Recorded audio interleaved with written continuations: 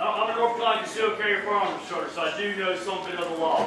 What I'm referring to is back here in Katrina, where the police department, not the National Guard, went home to home seizing people's firearms. That is a blatant violation of the Second Amendment rights of the people of Louisiana. Now, the question is, will they do that in North Carolina?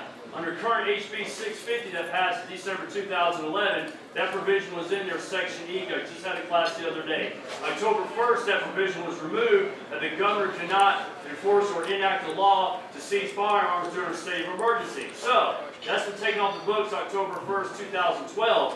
What we're trying to find out is if another Katrina event happened in this area and law enforcement was told to seize the firearms, even though it just happened in Louisiana, that was a clear violation of the Second Amendment rights. How could they do that then when it was a violation of Second Amendment rights? And if that happened then, what would keep them from doing it again?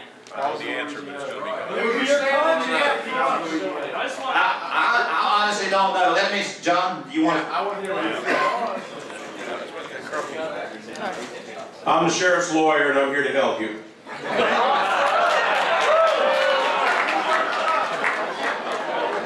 All right. What you say is true. In North Carolina, the courts have overturned and done away with, apparently, I don't have the case in front of me, though, the governor's right or local rights to declare a state of emergency and say you can't carry your weapons. That's in North Carolina. We don't speak for Louisiana. I don't know what the law is in Louisiana. We're all believers in the fundamental rights in the Second Amendment, are we? Yes. Okay. You got to know this, though. I don't care how fundamental a right is. No right is absolute. I'm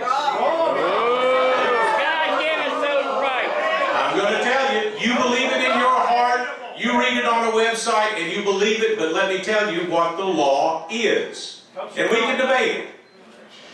The government can interfere with fundamental rights if it is necessary for a compelling governmental interest and they use the least restrictive means possible. Now that is the law. And public safety, that's the test from the U.S. Supreme Court. And the U.S. Supreme Court is the final arbiter of the United States Constitution.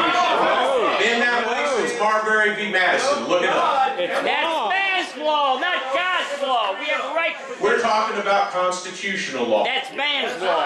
It is man's law. Not God's law. Hold it. Wait a minute. We're not going to get here and get an argument. This is not what this is about. This is educational. I understand there's going to be some disagreement, but this is Moccasin Creek House. We are not going to sit here and argue with our guests. Ask them questions, but do it Southern style. Okay, you understand what that means?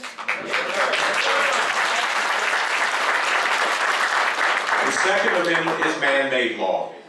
It is not God's law. I wish it were. Okay?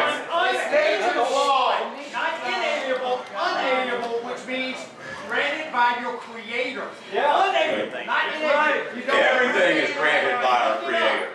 Okay?